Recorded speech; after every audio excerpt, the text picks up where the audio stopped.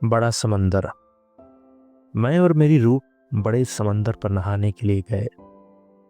तो हम एक पोशीदा और तन्हा मुकाम तलाश करने लगे, लेकिन जो ही हम रवाना हुए, हमने एक चट्टान पर एक आदमी को बैठे देखा जो अपने थैले में से चुटकी चुटकी नमक निकाल कर समंदर में फेंक रहा था। मेरी रूह ने कहा, ये शख्स कनूती है, आओ ये जगह छोड़ दें, हम यहाँ नहीं नहा सकते। हम आगे बढ़ते गए, हत्ता कि हम एक टापू के पास पहुँचे। वहाँ हमने एक आदमी को सफ़ेद चट्टान पर खड़े देखा। उसके हाथ में एक जुड़ाऊ डब्बा था जिसमें से वो खांड निकाल कर समुंदर में फेंक रहा था। मेरी रूह ने कहा, ये एक रजाई है, इसलिए ये भी हमारे बरहना जिस्म को ना देखे।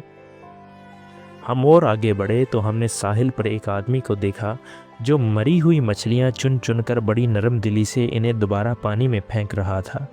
मेरी रूह ने कहा, हम इसके सामने नहीं नहा सकते क्योंकि ये एक मुखय्यर है। हम और आगे बढ़े और वहाँ पहुँचे जहाँ एक आदमी रेत पर अपने साए का नक्श उतार रहा था। समंदर की बेपनाह लहरें आती और इस नक्श को मिटा देती, लेकिन वो बराबर नक्श बनाने में मसरूफ़ था। मेरी रूह ने कहा, ये शख्स सूफ़ी है, आओ इसे छोड़ दें। हम आगे बढ़े और समुंदर के किनारे एक आदमी को देखा जो झाग को इकट्ठा करके एक स्याह बर्तन में डाल रहा था। मेरी रूह ने कहा, ये एक हकीकत परस्त है और इसे हमारी बरहंगी का नज़ारा नहीं करना चाहिए। हम और आगे बढ़े तो दफ़्फ़तन हमने एक आवाज़ सुनी, ये समुंदर है गहरा, वसी और पुरशौकत।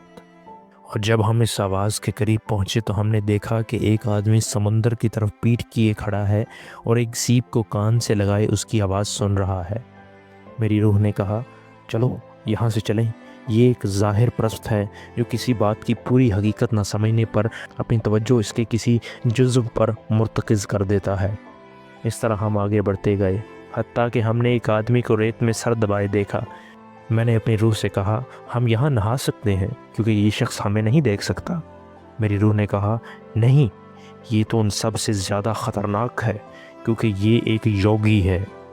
तब मेरी रूह के चेहरे पर गहरी उदासी छा गई और उसने गमनाक आवाज़ में कहा, आओ हम यहाँ से चलें क्योंकि यहाँ कोई अलहदा और पोशीदा जगह नहीं है जहाँ हम नहा सकें। मैं नहीं चाहती कि हवा मेरे सुनहरी काकलों के साथ खेले, या मैं अपना सीना इस हवा में बरहना करूं, या रोशनी को इजाज़त दूं कि वो मेरे पवित्र जौबन को उरियां करे। तब हम इस समंदर को छोड़कर एक बड़े समंदर की तलाश में निकले।